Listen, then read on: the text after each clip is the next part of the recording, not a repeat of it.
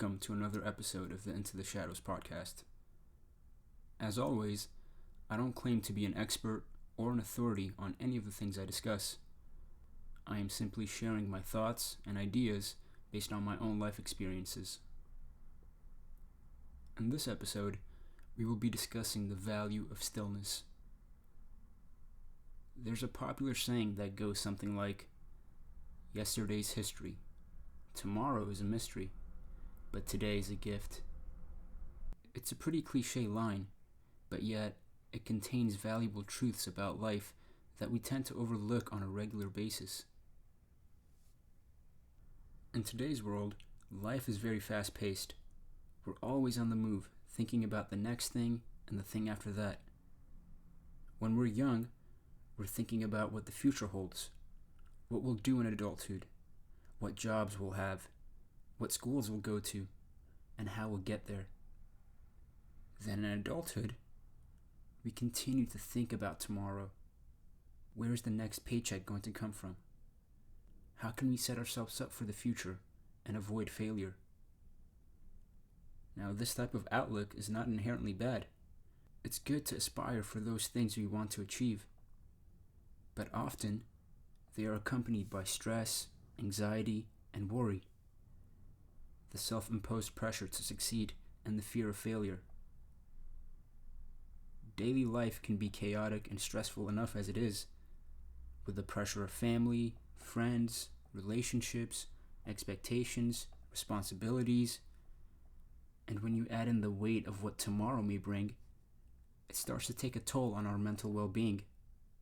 And as a result, we tend to neglect or forget to simply appreciate today. Be present. But what does being present mean exactly? What is the value of it? Now, there are multiple different ways to approach this, but the way I look at it, being present is a state of mind, a state of stillness, the act of mentally being neutral, which has the power to lift stress, worry, and burdens off your shoulder. A state of mind which can recenter your focus, do away with all the extra unnecessary noise, and allow you to go about your daily life a little lighter and energized to go after that which you want. It is a state of calmness which can allow you to look at things more clearly and appreciate today for what it is. Today. The next relevant question is, how does one reach this state of mind? People commonly say, be in the moment, live the moment. The message behind this saying is that by being in the moment, you detach yourself from the toll of yesterday, the anxiety of what tomorrow will bring, the daily emotional baggage we all carry, and allow yourself to mentally and physically be present in that particular moment in time, fully taking in that immersive experience. It is almost like jumping into a large body of water on a hot summer's day. You leave your clothes and stress at the shore and enter a state of calm, relaxing peace. This is a useful tool in the art of stillness, but as we all know, warm summer days don't last forever, and thus it can be difficult to always be present and live in the moment. There are always new things which require our attention on a daily basis. Today, tomorrow, and the next day, and the day after that. Pretty soon, our lives become filled with more stressful moments than peaceful ones. Throw in a global pandemic into the mix, and it becomes that much harder to sustain peace of mind. So what do we do when that body of water on a warm summer's day is no longer accessible? For me, being still and present is not a matter of detaching from the weight and baggage of yesterday, today, or tomorrow. Rather than leaving the emotional layers of clothes at the shore before jumping in, I jump into the water with my clothes on and consciously work to not let those layers drown me. Because we don't always have the luxury to detach ourselves from worry and stress Life is chaotic and fast-paced. Worry and stress are ever present.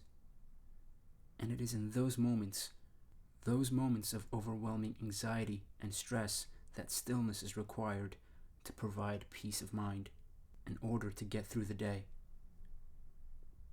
So rather than detaching from those emotions, my method of stillness is one which opens the door to let all the stress and anxiety wash over me while I work to maintain a neutral state of mind. Worry, stress, anxiety, they tend to be brought about by those things we do not have control over. Those things we do not know the outcomes to. Outcomes with infinite possibilities, some good and some bad. It is in those areas that our mind tends to dwell. If I lose my job, how will I pay the bills? If my relationship ends, what will I do with myself? If I or my loved one gets sick, what will I do? If I get this thing or that thing, what's going to happen next? This thing or that thing didn't go my way. What do I do? The art of stillness isn't in detaching oneself from those questions and the emotional weight they bring, but rather acknowledging them and consciously working to not allow them to control you and weigh you down. Again, it's a lot easier said than done. Like most people, life for the past year and a half has been especially tough in this pandemic.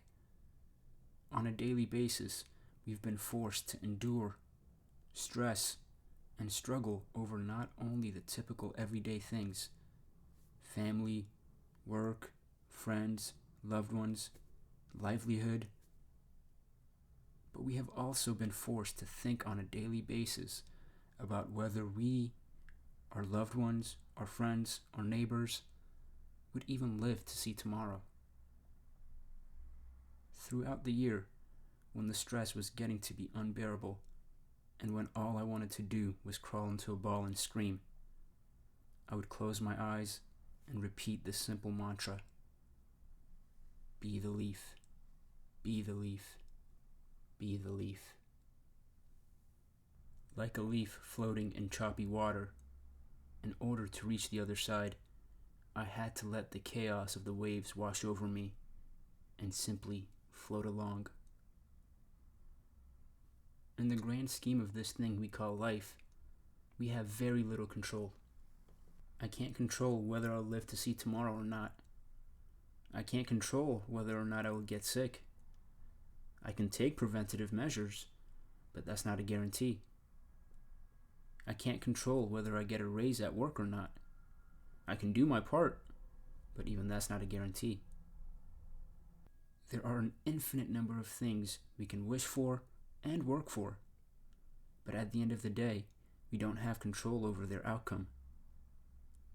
And often, fighting that reality is what brings undue burdens. So when the stress becomes unbearable, rather than fighting against the current to no end, I acknowledge and accept those things I have no control over and focus on the things that I do have control over, thereby freeing myself from the emotional burdens and becoming still. The value of stillness is in the peace of mind and clarity it can bring. And with that, I leave you until next time.